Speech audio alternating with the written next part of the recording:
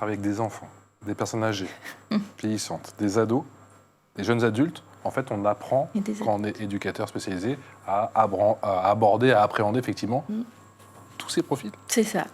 En fait, on apprend à se construire une boîte à outils et à adapter sa boîte à outils au public qu'on a en face de soi. C'est Philippe Gabéran qui dit, je crois, qui dit que être éducateur, c'est aider l'autre à passer du vivre à l'exister. Et pour moi, ça vaut pour tous les publics, en fait. Et après, c'est ça notre mission centrale, et on s'adapte en fonction du public qu'on a en face de nous. Tout à l'heure, on a effectivement évoqué, je crois que c'est Samantha qui évoquait le travail des psys et peut-être la différence avec les éducateurs spécialisés. Là, je crois que le leitmotiv, c'est le travail en équipe. Ah oui, tout à fait. Mais après, il y a des psys qui travaillent en équipe aussi. On a des psys dans nos équipes. C'est une vision peut-être un peu trop réductrice.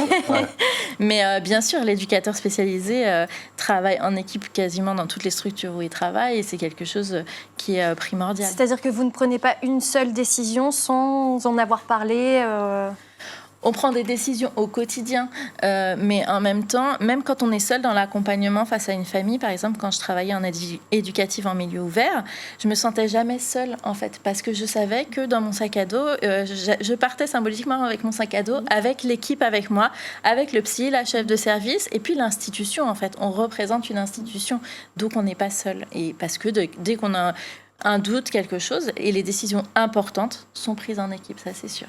Oui, en fait, vous, à la différence du psy qui travaille la thérapie, vous allez proposer plein d'autres activités. Donc, on a des personnes aussi créatives qui doivent... c'est ça aussi dans le profil. Hein, des personnes qui sont attirées par ces métiers. C'est utiliser la pâtisserie ou d'autres choses, en tout cas. Et surtout faire preuve d'initiative, en fait. Avoir des envies, être créateur, effectivement, créatrice.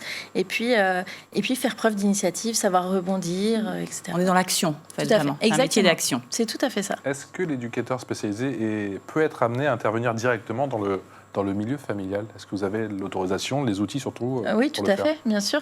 Par exemple, en protection de l'enfance, il y a la protection de l'enfance où il y a les placements au foyer, par exemple, quand il y a un grand danger qu'il faut éloigner les enfants des familles, mais il y a aussi en milieu ouvert, c'est-à-dire que le juge a estimé qu'il y avait un danger, l'enfant n'était pas suffisamment protégé, mais le danger n'était pas suffisamment important pour nécessiter un éloignement.